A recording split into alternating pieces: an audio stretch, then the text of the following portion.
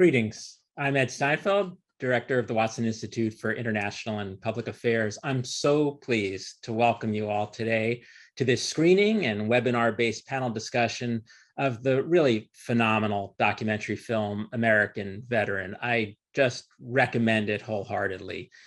Let me just say a few words about why this film and the panel discussion surrounding it are so important and meaningful to me. First, on a personal note, while I never served in the armed forces and regret that, I'm the son of a combat veteran of the Second World War and the grandson of a veteran of the First World War. As I watched this film, I really felt that it so beautifully and poignantly illustrates the institution of military service and the sacrifices and experiences of those who serve, but not just that. It also illustrates the profound ramifications of those individuals' service for their families, their communities, and for the nation as a whole. That's true in the United States, and it's true in many other countries across the world. That leads to a second point, and a second reason why I'm just so delighted we're doing this event today and that you all are participating. I believe it's essential to educational excellence at Brown and essential to our understanding of many challenges we face as humans to have voices from the veteran community and voices of members of active duty members of the military, to have those voices represented on campus.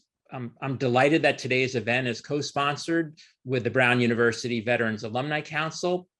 The council engages Brown alumni and parents and community members really by providing support and facilitating connections to Brown University students who are veterans or who are participating in ROTC programs.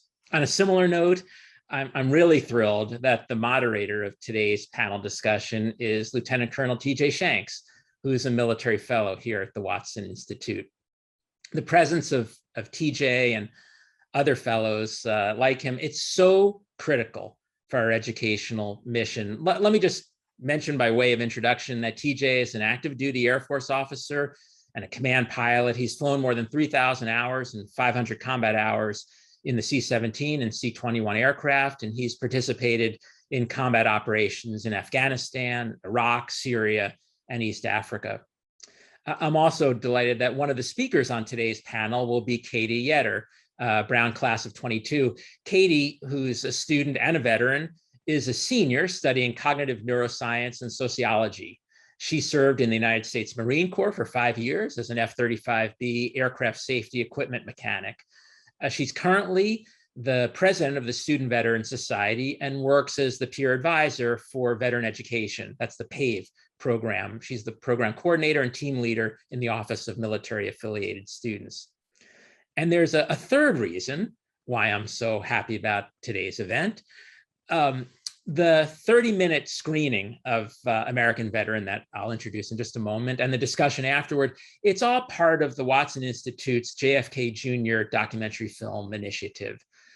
The initiative is built on the idea that while the Watson Institute largely focuses on the social sciences and brings social sciences perspectives to bear, I believe, and we believe, that there are many paths to truth, including through the arts. American Veteran, the documentary film, it's a stunning work of art. We're so fortunate today to have on our panel discussion Leah Williams, Brown class of 1999, who's the producer and director of the film. Leah's career has spanned hard news magazines, and documentary film. Her work has been recognized with Emmy, DuPont, Peabody, and NAACP Image Awards, including nominations in both news documentary and primetime categories. In 2020, she was honored as WGBH's Peter S. McGee Fellow, which is awarded to a mid-career filmmaker who has shown exceptional promise. And I'm also so happy to welcome Amanda Pollak to our panel. Amanda, who's a Brown EMBA class of 18, a class of 2018 graduate. She's the producer of the series.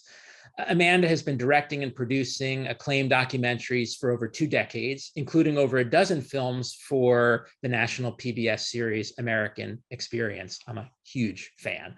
Most recently, she produced and co-directed The Great War, a 6-hour series on America's role in World War I. So what I'd like to do now is introduce to you all a 30-minute clip from American Veteran. And then after that clip is over, I'm going to turn the duties over to TJ. TJ will moderate the panel discussion. And for everybody in the audience, what you can do and what you should do is ask questions using the Q&A function on Zoom, or for those of you on YouTube, you can write comments, and we'll make sure that those questions make their way to the panel. And with that, let me turn it over to the film, American Veteran.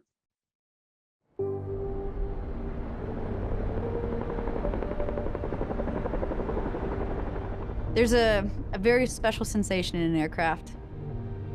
You know when you have your hover bubble, if you will, and you know when you don't. And when you're in an aircraft the size of a CH-53 Delta, you definitely know when you're falling and not flying.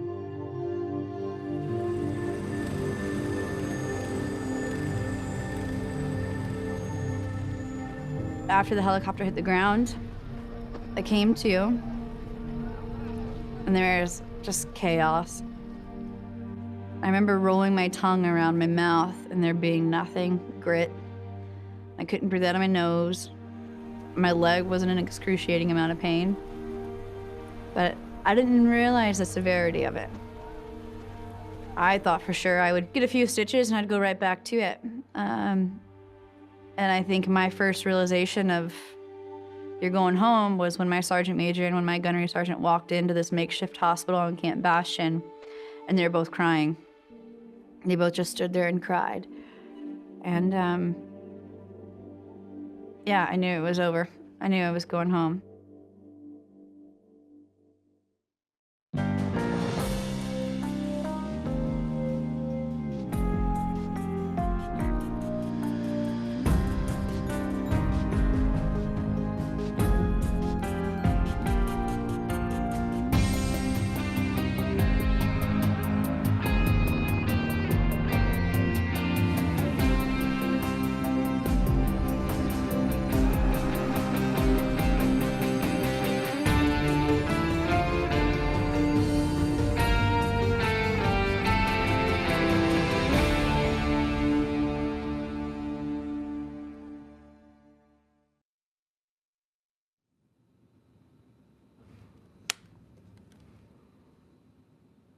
When I look at this photo, I'm proud of this person. She looked like she went through a lot. I'm still standing tall.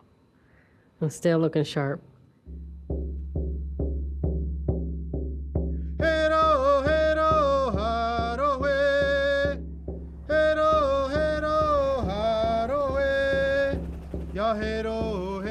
The goal of every veteran's service is the tour of duty. That is what we train for and are willing to die for. But our journey doesn't end when we come home, and the road back can be a long one. My name is Wes Studi, and I made that journey. At age 17, I enlisted in the National Guard. A few years later, I volunteered to go to Vietnam. For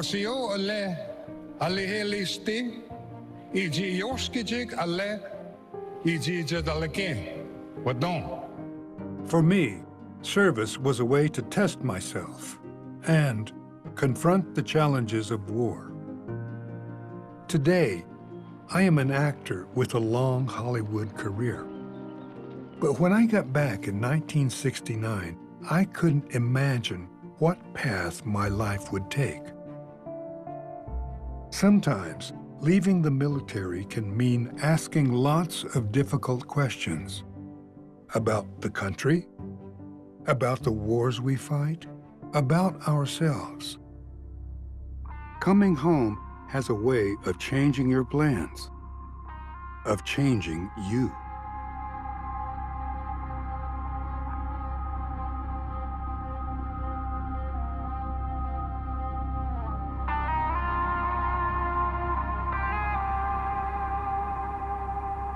When you fly out of Baghdad, they stuff you in an airplane. You're sitting in cargo nets with all your equipment and it's dark, you can't see anything. You fly out at night, for obvious reasons, because it's harder to shoot you down at night. And I'm thinking to myself, this is the scariest moment of my life, because it's right at that moment where everything could go wrong, and everything you did, everything you just went through is all for naught. Oh my God, what if they shoot us out of the sky? You don't believe that you're truly on that bird. My mind kept thinking about certain people that didn't make it or got seriously hurt over there. So that's how I flew all the way to Guam. And when we went down for the landing, I was waiting to either have an accident or, some kind of destruction not to let me get across this pond. I just wanted to be left alone. I was trying to make sense of the last 34 months, the last soldiers I saw in the hospital. What happened to them? How are they doing? Where are they? All those kinds of things. And I'm surrounded by soldiers high-fiving each other and drinking and carrying on and, power to them. I didn't want any part of that. I just wanted to be left alone. I wanted to be quiet. When that flight takes off, all I could think about was that first beer. I'm not gonna lie. I mean, I'm just sitting there, I'm thinking about how cold and refreshing that first beer is gonna taste. Part of you is thinking, when can I come back and finish this? But I was pretty actively trying to swallow that urge and just focus on that beer that I was gonna get. My tour was up in April 1969. One day, I was in the jungle, and the next, I was stepping onto a plane in Saigon. I was totally on my own. But it wasn't always this way. American troops used to come home as a unit, and it could take weeks to get back to the States.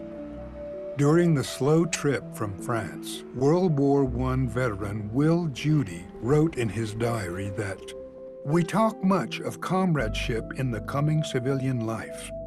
Like mystics, we are conscious of an association that binds us into a passionate group, different to all others."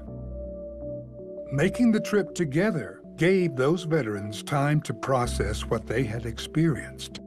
After Vietnam, the military realized how important it was to go through this transition as a group. It's one of the reasons it's done this way today.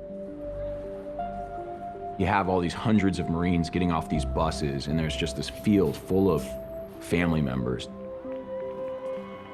We're all in uniform, we all look exactly the same, and they're all trying to pick out who their son is. And you're trying to look through the crowd to find, your family, and you start to hear people shouting names, and you hear these reunions, and you just keep waiting for yours. My mom would see me because I'm tall. She'd pick me out, and then she just starts running and just like slamming people aside, like a linebacker coming through on a blitz. It was important for me, at least, to be strong. She was already scared enough. If I broke down, she would have realized that her fear was warranted. But if I played it cool, then maybe she would just let herself believe that the tour hadn't been that hard. When the families found out I was coming back to Montana, we have a small airport, but it was like that whole place was full. And as soon as I stepped down, that's when the drums hit. The two gentlemen that met me, they were both Vietnam veterans, was my Uncle Alden and my Uncle Daniel. They put some red paint on me, and then they were gonna put the war bonnet on me, and I'm like, no, women, we can't. He goes, no, you're a warrior now. It was just good to see that. I mean, I didn't expect that kind of a welcoming.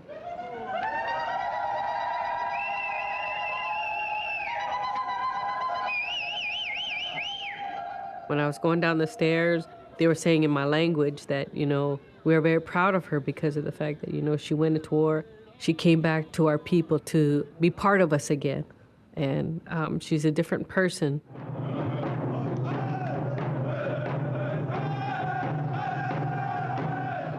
And they said, okay, now you have to start your journey back. And I couldn't figure out what he meant. And what it was I had to lead the people. They put their hand on my shoulder and everybody followed through.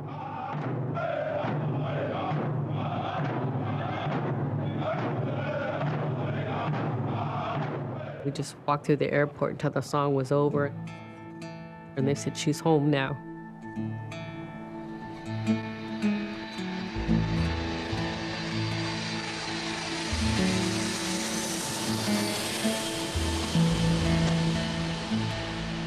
There was such a sense of relief landing on American soil. I hadn't quite realized that it would be so emotional to truly land back home and know that it was over. Good morning, how are you?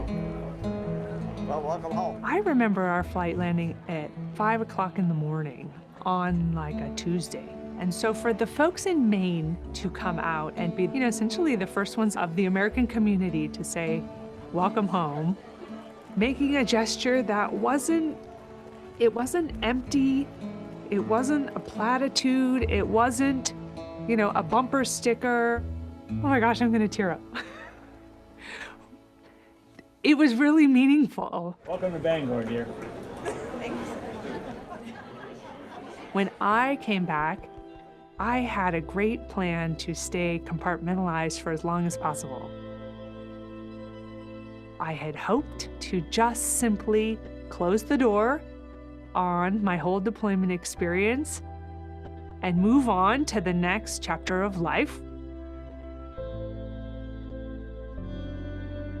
And on that very first night home, I put my kids to bed. I helped them brush their teeth. I read them a story like I had always done, as if nothing were any different. And I think that was more of living into a wishful thinking of wanting nothing to be different, as opposed to beginning to understand that I was a truly different person. The grief, the loss, the joys of military life, I was unfamiliar with what it was going to mean and the ways that I would really be changed and not be able to go back to who I was before.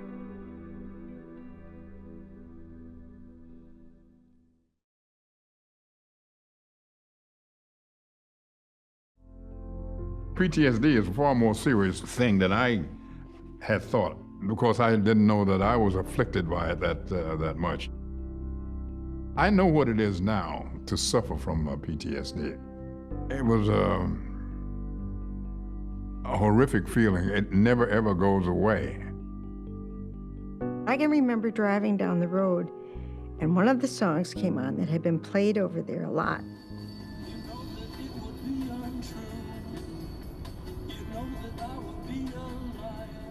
And all of a sudden, I had a flashback. And so I had to pull over. And I immediately called my psychologist at the VA, and I said, this is what's happened. He said, you might not want to listen to that station. And I said, you're right. I mean, I was so surprised, but it just triggered it. When you've spent 12 years where your life is in danger, then at that point, every day you wake up, there's a possibility of it happening. I became a control freak. And what I mean by that is if I go into a restaurant, I know which table I'm gonna sit at and which chair, which I've got the best view of the restaurant. I know where all the exits are. I know if they've got security cameras. And so there's this hypervigilance that always happens. It's disproportionate. You're eating a meal with your family, but the reality is I wasn't present. I didn't have that relationship that I wanted to have with them. And so the way I coped with everything was keeping my brain just mentally bogged down to the point where I had no time to think about anything personal. In Iraq, I was working for the 4-star, at that time, General George Casey, that literally owned that fight. Everything in Iraq and that supported Iraq was my territory. I certainly have memories of events and things that took place that are terribly disturbing. Sometimes, no matter how many ways you fix your mouth to say you did everything you knew how to do and you did it as fast as you knew how to do it, it still is sometimes difficult to reconcile the feeling that you didn't. Geez, if we'd left 5 minutes sooner, if we'd left 5 minutes later, what if, the what if, that's hard sometimes to be at peace with, if that makes sense.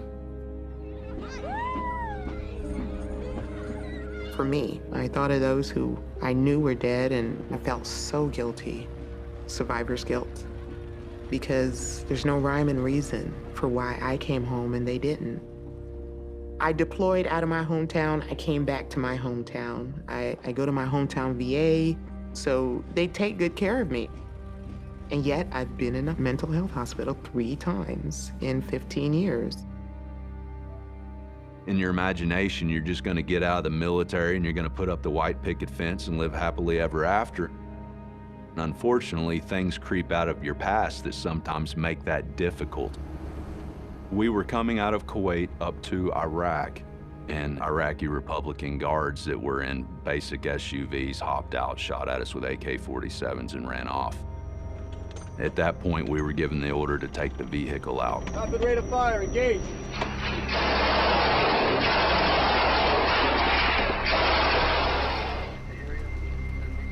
It wasn't until we got next to the vehicle that we realized what had happened. And it was a mother and a father and 2 kids. And to me, that was probably the one thing that I'm still to this day trying to shake. I just couldn't wrap my mind around what I had done. I'm a good man. I would never hurt anybody intentionally. And so walking away from that incident and watching that whole thing unfold absolutely changed me, especially when I became a parent myself. This is me when I was a baby. And this is my daddy. And he can fight anyone that is bad. During my 12 months in Vietnam, I saw some pretty intense combat, and the prospect of death was never far from my mind. It's like that for a lot of veterans who find themselves in the action, no matter what war or branch they were in. All of us have to carry the burden of what we witnessed and reconcile ourselves with what we did or didn't do.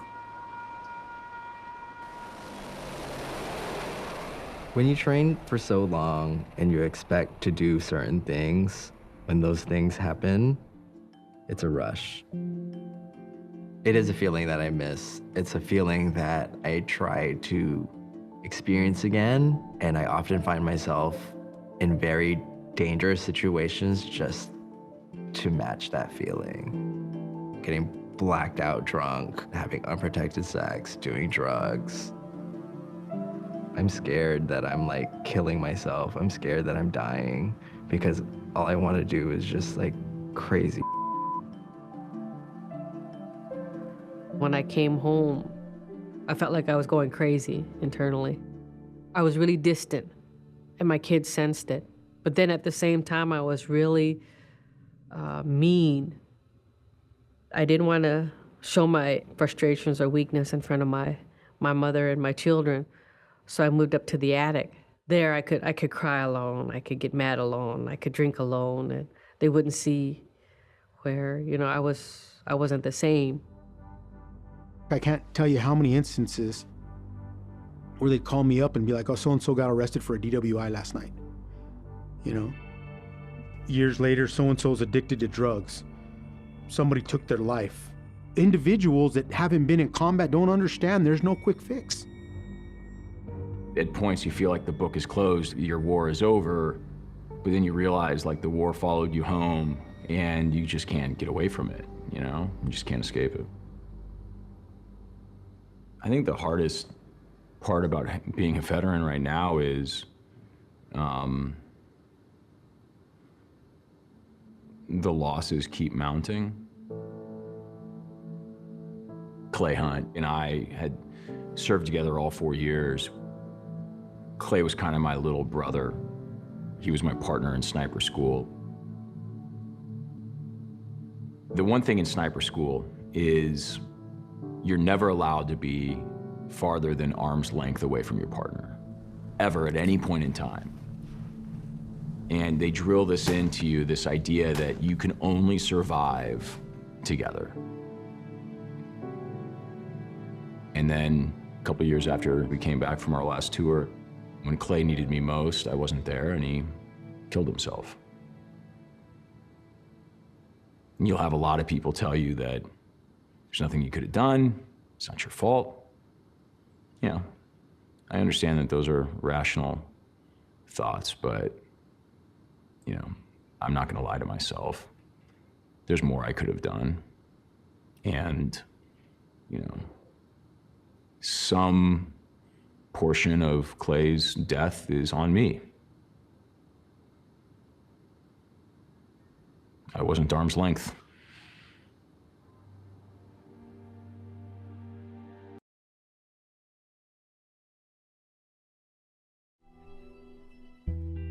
Walking down the street, you know, people see my leg all the time and they'll assume, well, you know, you must have been in the military. Thank you for your service. And don't get me wrong, like, I think thank you for your service is great, but I don't think people understand why they're thanking people.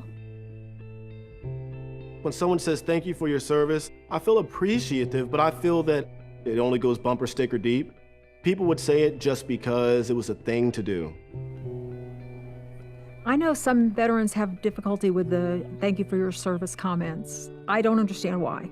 I think it's a way of honoring the military. I think it's a way of showing respect for the sacrifices that military members and veterans have made for their country. For me, thank you for your service feels very socially awkward. When you're thanking me, you don't actually know what you're thanking me for. I participated in a war where children died. Are you thanking me for that? I participated in a war that I have some moral questions about. Like, what is the part that you're thanking me for? Because I'm not sure the good parts can be parsed out from the bad parts. Like, they all come together in a package. Back in 1864, a minister named E.B. Hillard set out to track down the surviving soldiers from the American Revolution. He found only 7 left. History lives only in the persons who created it, Hillard remarked. Men like Samuel Downing, Alexander Mellinger, and 105-year-old Lemuel Cook, who had witnessed the British surrender at Yorktown. They were finally hailed as heroes, but for most of their lives, they had been largely overlooked. I was so sick of people asking me if I was someone's girlfriend or someone's wife, and why did I care so much about veterans issues? I had one woman walk into a room, and she literally reached across me to thank the guy next to me for his service. Not that I want to be thanked for my service, but don't like reach over me and act like I'm not even there. And I was just like, I should have got this tattoo on my forehead. I think society expects a veteran to be my father's age and to have like a really cool trucker cap that has some patches on it. You know, maybe like a VFW t-shirt is probably the guy that, you know, runs the 4th of July parade. I think people who don't look like they're veterans have sort of a double burden where it can already be, depending on your experience, is a difficult thing to talk about. But then you're also trying to prove it. You know, Veterans Day comes around and people look at me and it doesn't scream Marine, it doesn't scream veteran, it doesn't scream Major General, it doesn't scream First Latina to make General, it doesn't scream anything. You know, it just screams little old lady trying to get her free donut at Krispy Kreme. Shortly after I'd gotten back from my deployment, my husband and I were out to dinner with a couple of friends. One friend turned to the other friend and said, like, hey, did you know that, Annie just got back from this deployment? She was going out with the teams and doing the direct action missions. And the other friend sort of gestures towards me, but looks at, the first friend and kind of goes, she did that? And I wasn't really offended. I was more amused, but I was like, she's sitting right here and she can hear you. And yes, she did that. Like, not everybody has the crew cut and the clean shaven sort of stereotypical look.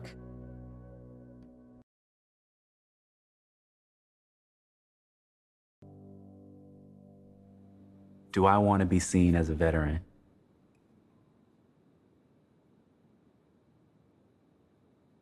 The reason I'm having a hard time with that question is because I guess it's similar to asking a question about, do you want to be seen as a survivor? Right? I struggle to be a veteran, the person who was in an abusive relationship with a system that did not see me and did not value me. Before I joined the Army, I was 17 years old, living homeless with my best friend. And so the thing that I thought I needed more of was structure, discipline, and then having a place to call home. But I served from 2003 to 2008. And the policy during that entire period was don't ask, don't tell. By that time, I had fallen in love with my best friend. And so I had a double life. And it was in 2007 I got that phone call. I talked to my sergeant. I said, my friend has been shot. He said, if this is just a friend, like, I'm sorry, but we can't give you any time off. And it was then that I told him that this was my partner and that this was my fiance. And he went to go tell the commander. My commanding officer said, you should surrender your weapon and expect a dishonorable discharge. I lost the single most important person to me to police violence during a routine traffic stop. I wake up every day without him. I will wake up every day for the rest of my life without him. What I am the most regretful of is that I spent 5 years of my life chasing discipline and structure from a system that didn't give a damn about me. There were some pretty big reasons for me not to want a dishonorable discharge. You don't get any of the benefits that have been promised to you. College education, the GI Bill. But the most important reason that you don't want a dishonorable discharge is because you were not dishonorable in serving your country. That being queer and being honorable are two things that can exist together.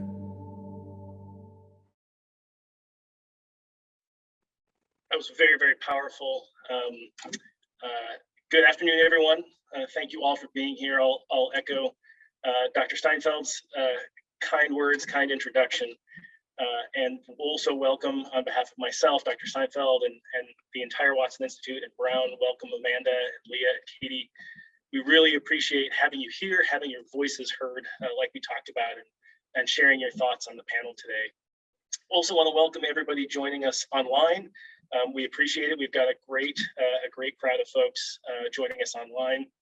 Obviously, like Dr. Steinfeld said, we'll have a brief panel discussion, and then we'll get to probably the meat of it. We really want to hear what the folks in the audience. We'll have a Q&A session and engage and have a dialogue is the intent. So like Dr. Steinfeld said, I'll just reiterate, I think you can submit your questions, whether you're watching on Zoom, I think via the YouTube function, you should be able to submit questions as well. I'll be able to see the questions that you submit on Zoom, and once we get to the Q&A portion, I'll do my best to try and keep up with those and get your questions asked.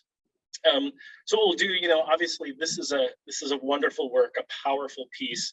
As a kind of a semi-veteran, as an actively serving member of the military myself, I just want to express my personal gratitude to Leah and Amanda and the entire team.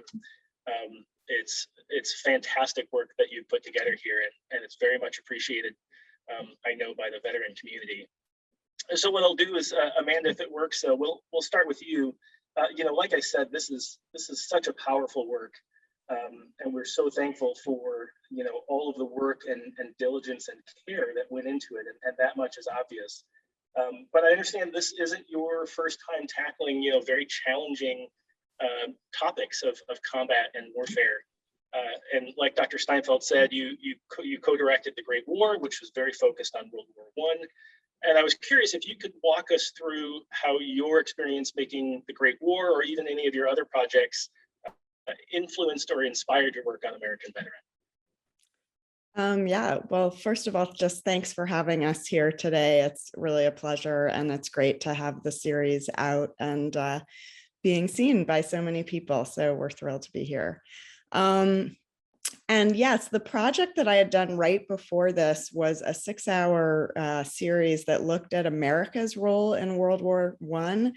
And the focus of that film was really partly to tell the story of the war. But for me, what was most interesting about it was looking at the way in which the war shaped America itself, and the decision to enter the war and the role that we played in the war kind of changed the way that the country saw itself. And Woodrow Wilson, really resisted at first entering World War I, but when he did, he started something called the Selective Service, and it had been an all-volunteer army before then, and it was the beginning of the draft, essentially, and he really saw military service as a way of creating a common cause for the country. And it was eye-opening for me to work on that series and to really see how much. I am not a veteran myself, and don't have personal experience with the military, but in that series, I really saw the way in which that experience of bringing people together with a common purpose really changed the way that the country related to itself. And I think that since World War I, we've gone through a really large evolution, and with the the ending of the draft and the fact that there's such a small percentage of our country serving in the military, I think something very fundamental has been lost in terms of the ways in which we all come together. And I think that, one of our major goals with this series was to bridge the divide between veterans and civilians. And we really wanted it to speak to veterans and to civilians, and to make it clear, what veterans are doing in all of our names, and so that we recognize how much we all have to step up and be part of these decisions when we go to war. Absolutely, and I think this series has done a wonderful job at kind of not just telling those stories, but also kind of carrying that through what that meant for America and the citizenry and the world. Speaking of tackling tough issues, Leah, we'll move to you. You've got such a wonderful wide professional background as well. Like Dr. Steinfeld said, from news production to coordinating underwater dive shoots and working with Sesame Street, which is like a dream job for me. But you've also taken on some really challenging topics, like women's issues and stories of Black America. And I was curious if there were any parallels that you found between those stories and the ones we heard on American Veterans, and if there were, did you draw any inspiration from that work that helped you shape American Veteran? Yeah, well, I've certainly had some challenging topics for sure that I've had to tackle in my career. But, you know, I feel the thing that that is sort of a parallel for American Veteran is that really I always try to amplify the voices that always don't get that microphone. So stories that you don't always get to hear about. Those are the things that really resonate with me. And that's what I always want to sort of bring to the fore, if you will, whether that's because they've been drowned out or if it's a sort of a David up against a Goliath, or maybe it's just a story that people don't know about because they haven't really been able to have access to it. So that's what I always am sort of looking to do. And I think all of the work that I do actually ends up informing my new project or sort of my next project. So I always try and figure out, you know, from a directing or producing standpoint, you know, sort of what worked in the interview chair or how I was organized or, you know, how I tried to find people to be in a film. And so I think with American Veteran, one thing that I really was passionate about was trying to include certain perspectives and to be very intentional about that. You know, documentary filmmaking, people think it's such a creative endeavor, and it is on many fronts, but there also are a lot of spreadsheets, too many spreadsheets. And so, you know, I made a spreadsheet and I said, where can we find some of these perspectives? And, you know, Coast Guard gets short shrift in so many, you know, stories about, you know, about war. And we wanted to make sure we had women Air Force service pilots included from World War II. We wanted to make sure we had religious minorities and LGBTQ perspectives. So, you know, it was just with a lot of intentionality that I was really trying to move forward. And if I just kind of can wrap that up to say that I feel like, you know, as a director, I have certain a certain skill set, but I spent a lot of years also producing, which meant sort of making things happen, making someone's vision happen. And so, as my one good friend likes to say, hope is not a plan.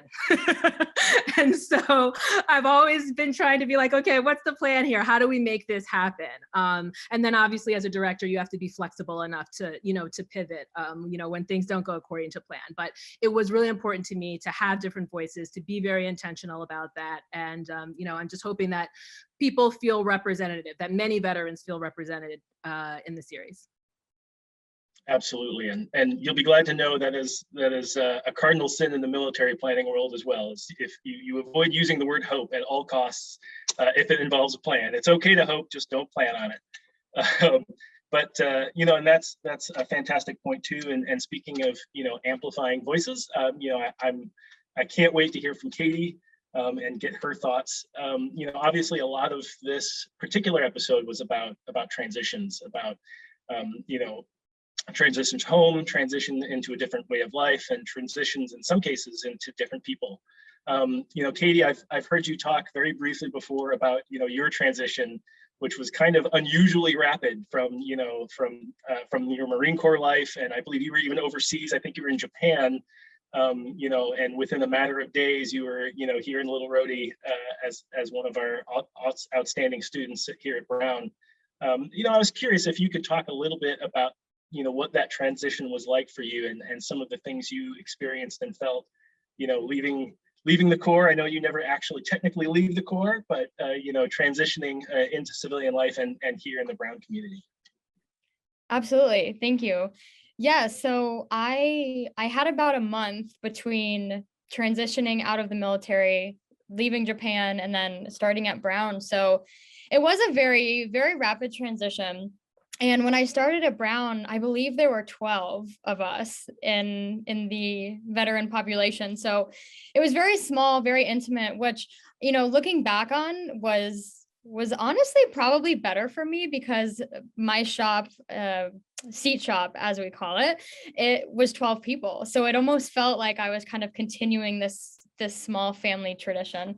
But I will say that, you know, my last few years in the military is when I really started to get it. I really started to understand my job and to get my qualifications and to really kind of fall in love with the Marines I had been working with and the job I was doing and Japan, which is my favorite place on earth. And so then I kind of started to come to the realization that, oh, I'm leaving. I'm leaving this behind. And, you know, when it hit me is when I saw my gunnery sergeant at the time, now Master Sergeant, and a couple of my Marines come to the airport and say goodbye. And that was it. That was the moment I knew that I was leaving. And so the whole flight home, I was crying so much. I didn't even know why I was crying anymore. and then I came to, to California and transitioned out and came back to Connecticut, my hometown, and then came to Providence. And it was quite the shock, definitely quite the shock. And, at that time, I was so uncertain of what I wanted to study and what I wanted to do. And there was a lot of unanswered questions for me. And in the military, you know when to wake up, you know what job you're doing, you know what to wear, right? I knew exactly how my hair had to be. I didn't have to worry about it. But now, I that wasn't the case. I can't show up in my coveralls or my camis at Brown, or I don't think that would be allowed. So there was a lot of additional thinking really that I had to do. And for a long time, that was very, very difficult. And there were many times where I felt that I was not good enough to be at Brown and I didn't belong here. And, the running joke in the office was everyone watch Katie, make sure she doesn't run away and join the Marine Corps again. But it was really, that was the whole, Marines have each other's backs. That was exactly what that was. And so I'm still here and I'm a senior now, which is so exciting. But I'm really here because of my fellow veterans that helped me along. And if it wasn't for them and Kimberly Millette, the director of the office, I don't think I would be here and be in school, because it's a lot easier to give up than it is to push forward. And so like many veterans, including myself, it is a very challenging transition, but we know that about each other. And so keeping that community and keeping that camaraderie is so important in helping that transition. Yeah, absolutely. And Katie, I definitely feel you. I'm approaching my 20th year in the Air Force. And this is the first time in approximately 23 years that I've worn civilian clothes every day. And it was the tyranny of choice was a little overwhelming, not just in what to wear, but what to pursue, who to talk to, what to research. And I do have to say, you and your leadership and really the veteran community at Brown is very inspiring. So, your work is not just inspiring, the young students, it's also inspiring, the old guys over here. I will hold forth that as a role model going forward as well. And talking about some of those differing experiences, I was very interested. One of the things I absolutely loved about this piece is something that I found was very underrepresented in kind of modern storytelling, representations in the movies and film and media, was kind of that very brief discussion of PTSD. And I do have to say, Leah and Amanda, and to your team, it is absolutely commendable kind of how you discussed that. It was very nuanced. One of the things that drives me a little bonkers is that, there's kind of this, presumption that anyone who's a veteran is suffering from PTSD, and that any veteran who is suffering from PTSD is suffering in the same way, to the same severity, and along that wide gradient of symptoms and how everyone experiences that. We had Edie Meeks, who heard the song that just triggered a memory and had to pull over. So those very sudden onsets, and then we had Marcus Padel, who kind of had that constant ever underglow experience, and that's very similar to some of my PTSD experiences as well. Sitting know which table you're going to sit in, knowing where all the exits are. I still find myself avoiding crowds. I'm watching eyes, hands, and backpacks. But I just I thought that was really, really interesting to be able to illustrate that wide array. And I think that's something that a lot of veterans who are working through PTSD, in varying degrees, have to kind of work through some of those social aspects. So I can't understate how important seeing a piece like yours kind of working through that, and bringing to light some of the more nuanced pieces of PTSD in our veteran community is huge. So I'll actually pose this to Amanda. So I was curious if that nuance was intentional. I know Leah said there's a lot of spreadsheets, and I absolutely believe you. I was curious if that was a deliberate or intentional theme, or did that happen organically or kind of as the interviews progressed?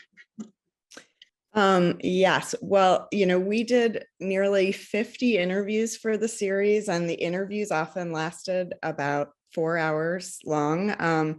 So we collected an incredible amount of material. And the material about PTSD was overwhelming. I mean, I think that is the reality of it, is that there was a lot that came out of those interviews that touched on the trauma of what it is to serve, and to experience war. But we very much intentionally from the very start did not want this series to be all about trauma. I mean, I think there is an inclination to think of veterans and either think of the kind of heroism or the trauma, these kind of very extreme visions. And from the very start, we really, really wanted to break that apart and do something that would be nuanced and sort of reflect a multiplicity of experience. And so, Leah talks about the spreadsheets, and we had like the most ridiculous boards with these index cards of like color coded with all the different people we had and who they were and what wars they were in and when they served and what their backgrounds were, and then what the sort of essence of their experience was. And so we were constantly weighing like, who's going to tell this story and how are we going to give weight to this experience, which is obviously so important, and so needs to be talked about, but not do it in a sort of just very one-dimensional way. And so, that could not have been more intentional. I mean, it was literally like we lived and breathed that question as we were making this series. And if I could just piggyback on that for a second. We had an incredible team of people. Jean Tempest was a writer and researcher for us. And, from the beginning, we had sort of, sort of an outline of what we thought some of the common themes were for each hour, and sort of went through that. But what really emerged from all the conversations with the veterans was all of this sort of, nuance about these kinds of wounds of war. And as Amanda said, we were just really incredibly deliberate to sort of track what everyone was saying, but really then to try to figure out how we could incorporate these different facets without overwhelming the audience, because that's the thing too, is that we did not want it to be so heavy, so overwhelming that you would lose sight of what was being said. So it was a constant, I would say, a constant sort of negotiation and renegotiation of what that would look like. Well, I think it worked, because, like I said, it was wonderfully done. One of the other themes too that I was very interested to see you addressed was the thank you for your service. I won't say it's a controversy within the military, but it's definitely a point of discussion. And, to the point where I know in the military, we've, of course, we can't help but make an acronym, but the TYFYS, pops up all over the place as the thank you for your service. And, I know that was something that, I struggled with, again, like I said, over the last 20 years. I had the first few years to kind of, work through the awkwardness, I don't know what to do with my hands. Thank you. And I found it kind of evolved a little bit into, well, if you really, I appreciate that, but you should really thank my family. They're the ones doing a lot of the hard work. And I found, in the last part of my service here, hopefully not the last part, but the later years of my service, depending how much time and leverage I have to lecture folks, I usually give hey, I appreciate that, but there are a lot of ways to serve. Apparently the electricity is one of them. Hey, you can serve your nation, you can serve, good by voting. Please vote, pay your taxes, be involved in local politics, but that doesn't always suffice, and it doesn't always feel adequate. And so, Katie, I'm interested in kind of your take, on the thank you for your service comments. What's been your journey in terms of responding to those? Absolutely. So for myself, it was a very heartfelt response, and the first reaction that I would always have, or I do have, is that that is a way for someone to thank us for our service, even if they don't know exactly what it entailed. And that's what a lot of the veterans speak about in this documentary series.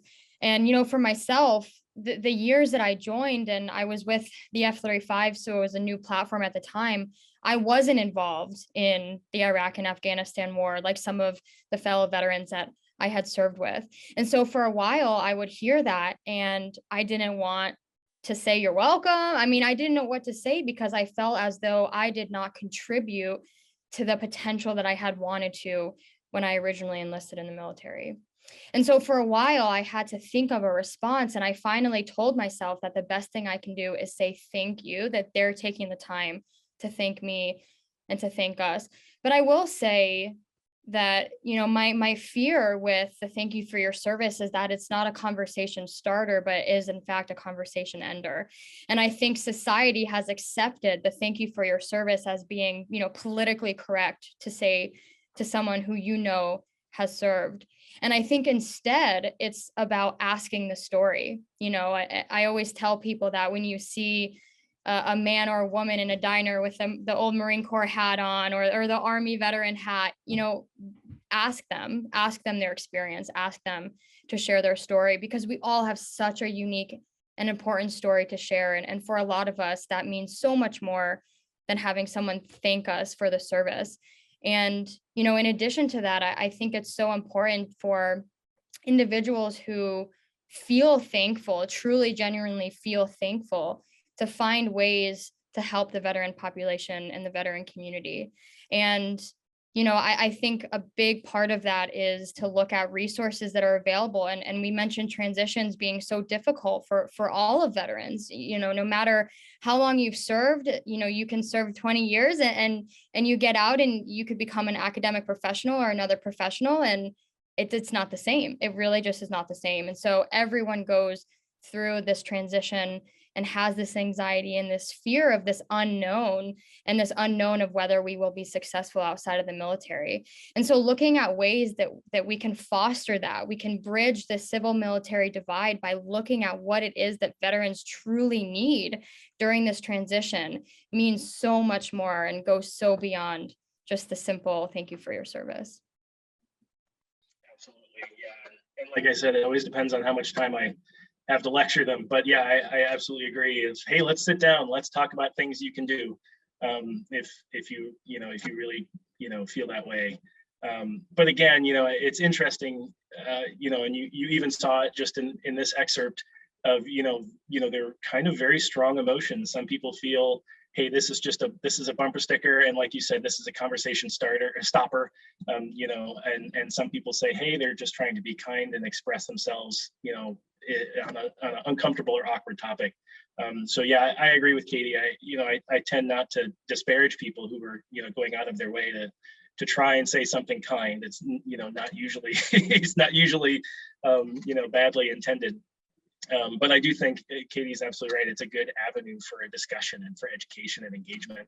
And I do appreciate, I think this work, American Veteran, helps do that as well. Start those conversations. I appreciate it. And so, Leah, I did, want to piggyback off of that a little bit. Obviously, one of the things that I think makes this work so strong too throughout the series is, it brings in, like you said, this wide array of generations of veterans, and not just different campaigns and different wars. One of the frightening byproducts of a 20-year campaign in Afghanistan and almost 20 in Iraq is you have multiple generations of veterans fighting the same or similar war, which is not something we've seen. I was curious, as you saw production unfold and you saw these interviews from these different generations, I'm curious, and we do have quite a few great questions coming in from the Q&A folks that come close to this, and we will get to your questions. Did you kind of, can you walk us through, how did you see those differing experiences and kind of that evolution of veterans' experiences through, the multiple generations? How did I see the different experiences through the generations? I mean, what was, I think, sort of fascinating was that what so many people had in common across generations, right?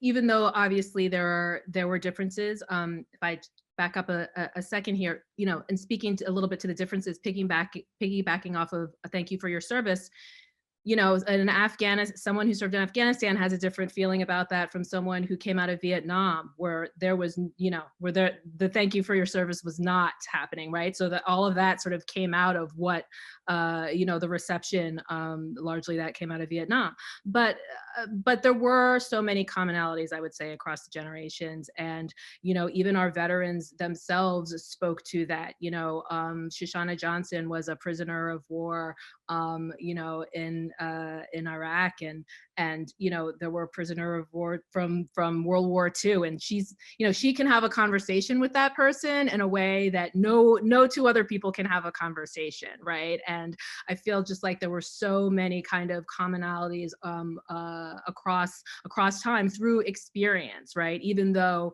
you know, the campaign was different, the war was different, the, you know, what was accepted in society, you know, at the time was different, but it's those experiences. I think it's the bonds that a lot of veterans had with one another. I think it's what they were forced to do at many times for themselves and for each other. And then what those consequences were that really is sort of a common thread across generations. So yeah, that's how I would sort of characterize that. Yeah, absolutely. You know, and we kind of talked a little bit about kind of the different experiences, not just across generations, but also, like you said, depending on the campaign or experience, and really even just kind of the environment in which folks worked, you know, coming from a wide, diverse backgrounds of military service. You know, Katie, I know, like Dr. Steinfeld said, you spent a lot of time in the Marine Corps as a, you know, an F-35 safety equipment maintenance troop, which as an aviator myself, I will say on behalf of everyone who sat in an ejection seat, thank you. If no one said it recently, I've never had to, knock on wood yet, actually test all of your, no doubt, careful work, but we were happy you were there. But it was also interesting, you know, you're working with explosives, ejection seats, safety systems, and it was a very, you know, male-dominated community when you came in as a maintenance troop and eventually as a supervisor. And I was curious, can you talk a little bit through that experience, you know, what that was like entering that career field and becoming a supervisor in a pretty challenging environment? Absolutely. And I will say, you know, we're the one shop that when we install our ejection seat, we hope we don't see if it works. So it's an interesting concept. Yes. So it's funny because when I was growing up, I have an older sister and, you know, I love her to death. But when I was a kid, I always wanted a brother. Oh, I don't know why. I just always wanted a brother. And I begged my parents, like, please give me a brother. And I make the joke now that I had 11 of them for a few years. And so, you know, when I first enlisted and when I found out that I would be a mechanic, I panicked because the most experience I had was holding the flashlight for my dad. And we all know how that goes. So it was, you know, this period of, oh my gosh, like, how am I going to do this, especially on an aircraft that someone flies and you know, and it was nerve wracking. And, you know, so frantically before boot camp, I'm having my dad quiz me on all the tools in his toolbox, and I'm trying to read up on all this aircraft knowledge. And, you know, and when I went through the schoolhouse, I did really well, and I studied as hard as I could, but of course, hands-on is very different. But when I had gone to my first duty station in Yuma, Arizona, I also had a small work center there. But I will say that my peers, so the other junior Marines that had gotten to the unit before I did, were very helpful for me. And, you know, I've always been more vocal. And so I would always say, I don't know what that is. Can you show me? Or can you show me what this tool is? I mean, you know, I was still feared. I felt the inside fear of like, oh my gosh, I'm a girl that doesn't know tools. And that was the stereotype that a lot of women in the maintenance department have. But I realized that I won't learn and I can't grow. I can't get better if I don't ask the question. And so, you know, especially for women service members, we do have to work harder. We do have to prove ourselves in a different way. And so I focused my energy on, learning as much as I could, but also teaching as much as I could. And I think that parallel is really what allowed me to become a supervisor and have the faith and trust in me that I could lead my work center and lead maintenance evolutions on a fighter aircraft. And so it was a very long battle, and there were a lot of tears shed of not knowing if I could do it, if I could be a supervisor and be in charge of men, or if I could look at an aircraft and watch maintenance be performed and sign it off and say that it was done safely. But I took a lot of the morals and ethics that I was taught as a child and brought that with me and combined it with the Marine Corps ethics that we learn. And that was, to do the job right and to make sure it's done right, because there's a life that's in our hands. And passing that on to my junior Marines, and seeing one of my junior Marines run a maintenance meeting and say to the supervisors of maintenance control, like, we can't perform that maintenance evolution because it's not safe. That moment was when I knew I did it. That was the moment I realized that that's the one thing I wanted to do. And that was to not make everyone the best mechanic, or, not be the best supervisor, but more so to have those ethics and those morals be passed down, because I think that's where a lot of leaders fail.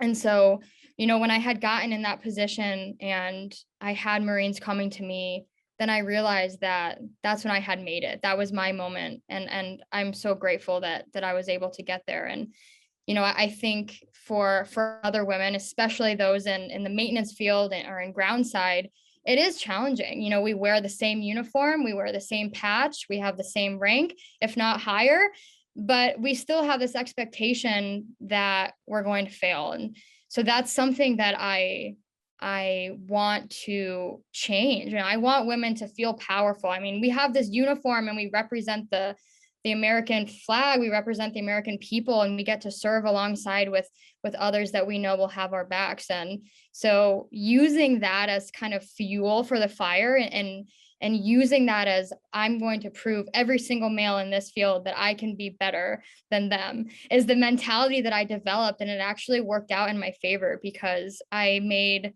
the best of friends and the best family. And, every Marine Corps birthday, I still get the happy birthday Marine, which makes my heart happy every year. So, and it became a long-lasting family and a long-lasting friendship. And not everyone has that, but I will say that I was very grateful to have that.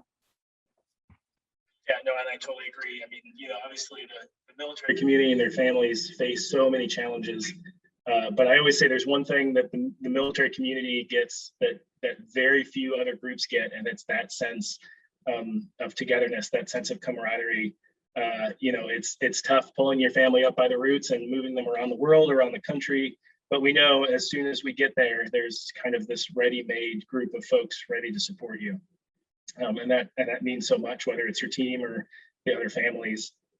And kind of along those lines, Amanda, I was curious, and I'm sure Leah's probably got some of these stories as well, working through, these interviews.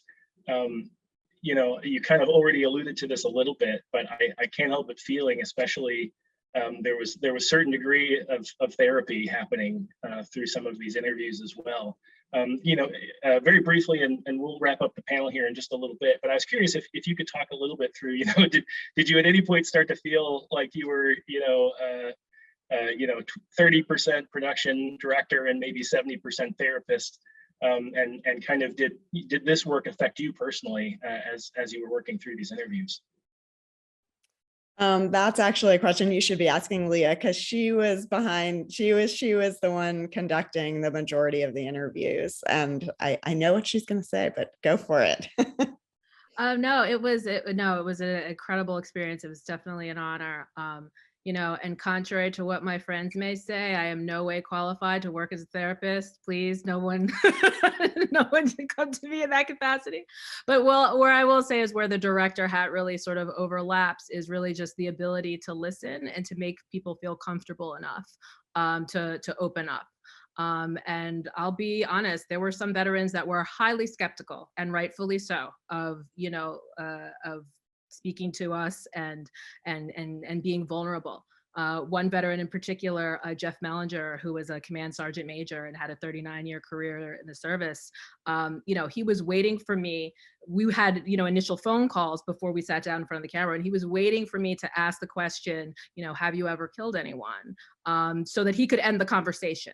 Because he was like, you asked that question and I'm out of here. We don't need to go any further. I never asked that question. And we had a 3-hour initial phone call. And he graciously said, you know what, I'll sit down and I'll speak to you. And we had a 4-hour conversation on camera. It's really, it's a privilege to be able to have people tell you things they didn't tell their spouses, they haven't told their children. And I think one of the things is that what I try to bring across was that I just want to hear what you have to say. And I want to get this perspective from as many people as I can. I'm not coming in with a massive overall agenda, other than I want as many veterans to tell their story, and I want you to feel comfortable enough to do that. So. And I would just add to that, I mean, Katie, what you were talking about and sort of the counter to thank you for your service is tell me your story. And I feel like that is so much what we heard again and again, and sort of what we saw in the stories that we heard from people is that so much of the healing, so much of like the productive movement of people's lives was coming through storytelling and coming through sharing their stories and being part of a community. And so that's, I think like sitting down was a catharsis, and hopefully that kind of translates to something that can be powerful through the series. Absolutely, yeah. And then, there's clearly a lot of power in, having time to look back and reflect on your experiences and your thoughts. I think kind of to wrap the panel portion before we get to the Q&A, I'm actually speaking of that kind of that catharsis and that, digesting that time. So Katie, now you've had some significant time and significant experiences. We call it the air gap between, your service in the Corps and now, about to, opened another chapter as a Brown student, and soon to be another chapter as a professional. And I'm curious if you could, kind of talk about, have you had any thoughts or perspectives, since you left the Corps, and I think it was 2018, how that time in the Corps has affected you in terms of, you as a student, as a professional, or even just as a human being? Absolutely. I would say I'll start by saying that the Marine Corps definitely made me more resilient. So that's definitely been a trait that I will give that to the Marine Corps.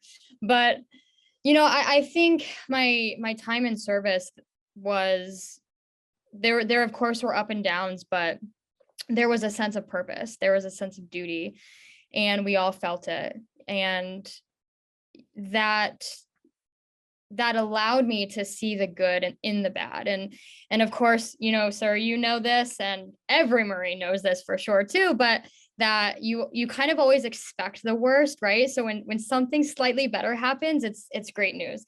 And that's so true, but there really is humor in that, because translating it to the civilian sector and in a professional environment, that's exactly kind of what I've trained to do is I make my plan and I try to find my sense of purpose, because that's where that gap is for a lot of transitioning veterans. And so having my purpose be a student and, expecting to graduate, but then getting honors is a plus, or, applying to grad school and getting in is a plus. And so treating everything as being goal oriented, but allowing myself to appreciate my accomplishments and to be excited when something really good happens, I'll definitely say is from my time in service. And, the looking out for one another is definitely something that resonates in me as well. And that comes from, I got your six, which I got your back, never leave a Marine behind. You know, all of those things that we always say to each other really does stay with me and with a lot of the veterans that I know too here at Brown. And so the idea that, you know, you always have a team to rely on, and having that team mentality is something that a lot of individuals don't understand if they've never been in the military. And so they find it to be rather difficult to work with others in a professional and in an academic environment. But for us, you know, that's what we know. And so it allows us to mesh in with the population and other communities so much more. And I think a little bit easier than those that may not have served.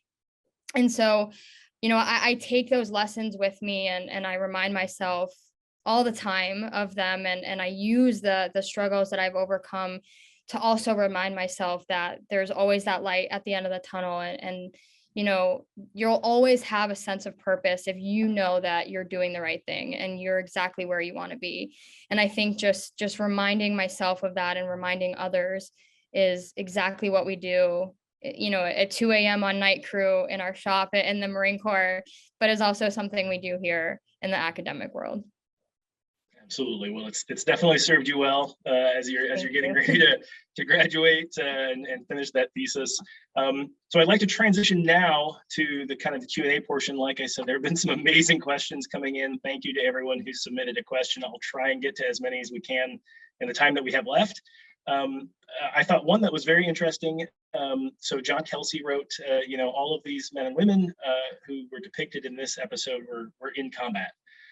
He says he spent 3 years in the Army during Vietnam, but didn't leave the United States, not by choice. And you know, when I hear "thank you for your service," I feel less than. And he says he usually says he believes in the war, enlisted into OTCS because of his father and grandfather had been officers in World War I, World War II, but didn't go to Vietnam, and was curious how do combat veterans feel about the folks who didn't do a tour. And so I'll start off with this one if that works. And you know, John, that's a great question, and that's something that I think is still present in the military today. You know, there are a lot of folks who have served who have not gone overseas into a combat situation. There are a lot of folks who did deploy into like a combat support zone, but maybe not necessarily never into a combat zone. And there are a lot of folks who went into the combat zone and, you know, never left the wire and, you know, had a fairly peaceful deployment. And I think, you know, my personal perspective, you know, again, having been in this business just in the last 20 years, you know, I think there's a growing appreciation for everyone who wasn't a part of that, who wasn't, you know, you didn't have to be engaged, you know, directly by the enemy to get a sense that you were a part of, you know, the mission and part of, you know, getting it done. I think, you know, it is still challenging because I do genuinely think that there's a, you know, group of folks, particularly in some of the, you know, the career fields that, you know, generally see a lot of combat. You know, there's kind of a, oh, let me see, you know, do you have your combat badge or not? You know, there's a lot of kind of comparison, and I suspect now that, you know, the operations in Afghanistan have wrapped up. I do expect that there's probably going to be a little bit more of a comparison in terms of, you know, what are you talking about, Junior? You never been shot at. And I think probably every generation that, you know, that experiences that will probably have something similar. But I do think there's something, you know, of the last 20 years of operations have given the active duty components at least a lot of appreciation for, you know, those support elements that, you know, that kept them going, whether they were, you know, on combat support outside the theater or whether they were back in the States. I do generally think there's an undercurrent of appreciation there, but I definitely think it's worthy of conversation and making sure that folks have those tough talks that, hey, people contribute in all kinds of ways. And it's very similar to, I generally get very uncomfortable with, you know, kind of the aggrandizement of military service. You know, like I said, there are a lot of ways to serve and not everybody is outside the wire. Leah, did you have a follow-on for that? I just wanted to say that in the series, I mean, yes, in the clips that we showed, definitely the focus was on combat related trauma, if you will, and other roles. But the entire 4 hours actually encompasses people who were not in combat, and we talk about some of their transitions, like Katie was mentioning, you know, when you're leaving the service and just what that sort of disorientation is, because, you know, you're not getting your check on the 15th of every month, and you're not going to the PX, and you're not, you know, I mean, just those things, and how that can be, you know, somewhat of a transition. Or people who were photojournalists and you know, in the Marine Corps, or, you know, just so many roles, really. And so we do speak to that within the series, because we didn't want this to be, you know, just to be about those who were in combat. You know, most people aren't. Most who serve aren't. So. And so Scott Quigley had a great question as well, talking about, you know, his time in the Joint Special Operations Command, working with the U.S. military, other government agencies in both Iraq and Afghanistan.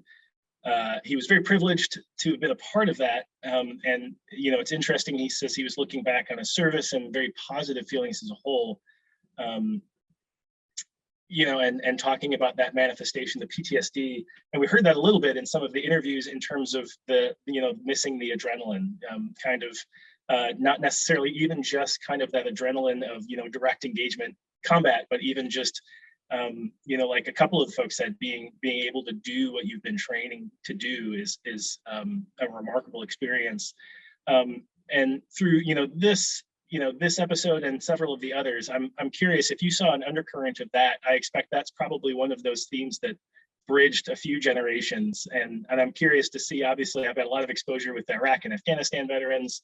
You know, Leah or Amanda, did you see that with the other veterans from kind of other theaters?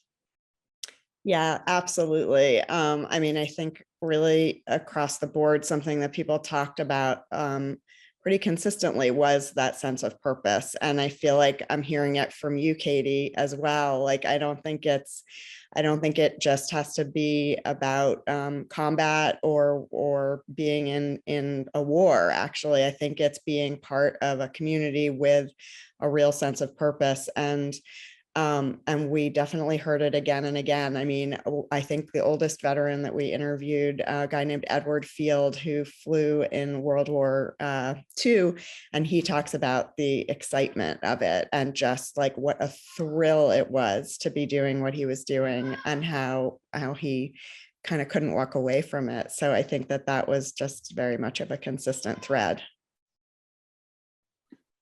Yeah, absolutely. And kind of along similar lines, you know, Scott Quigley, you know, writes as well, talking about, you know, finding that other folks on his teams really struggled with this concept of, you know, loving their time in service and feeling like they were part of something. And that's something that, you know, I struggle with as well, even today. You know, I'm married, I've got two little girls, and, you know, I go and I put them to bed, and kind of struggling with that guilt of the kind of ever tugging desire of, I want to go back. I want to keep working. You know, I want to keep doing this. You know, and a couple of folks like, yes, on the way back, you're thinking, man, that beer's going to taste nice. But there's kind of always that lingering piece of, you know, send me back. There's more work to do.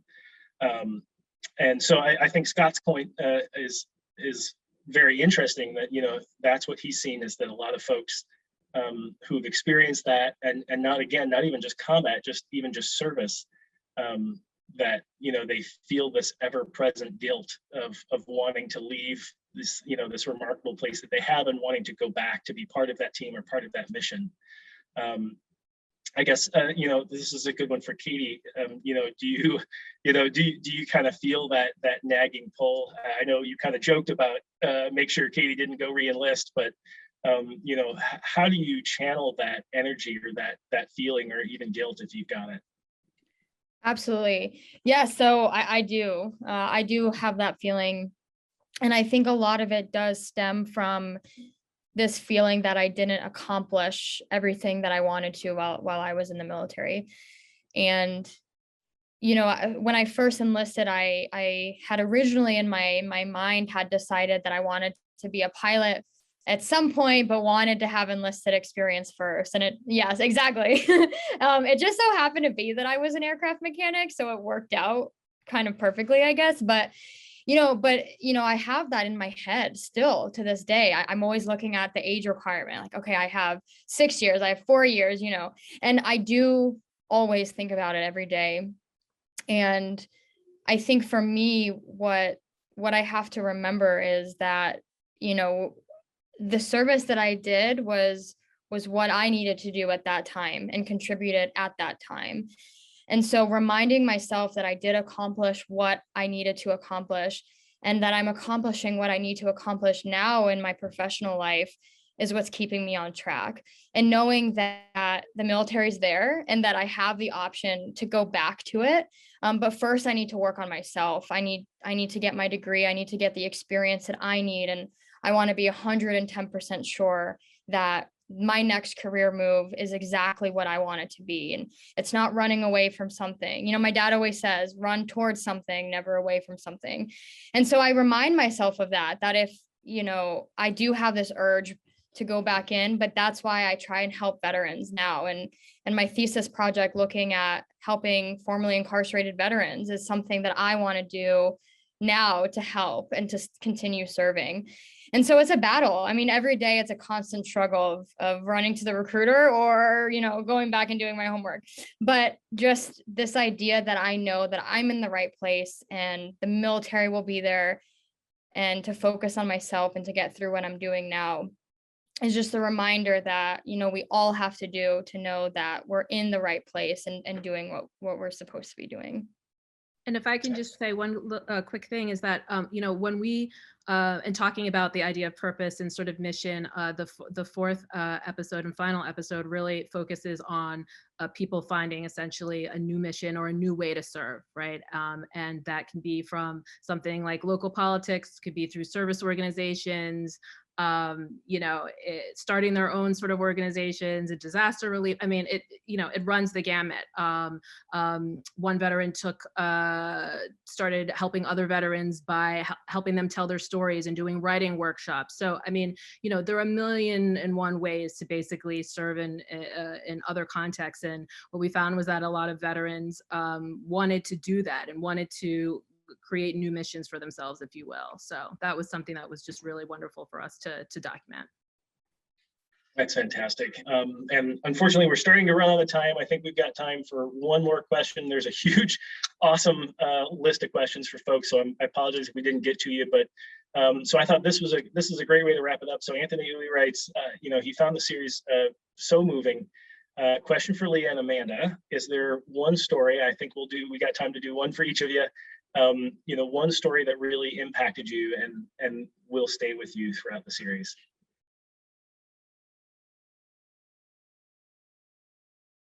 It's like asking us to choose between children. I mean, come on. We won't tell the others, I promise. Yeah. God.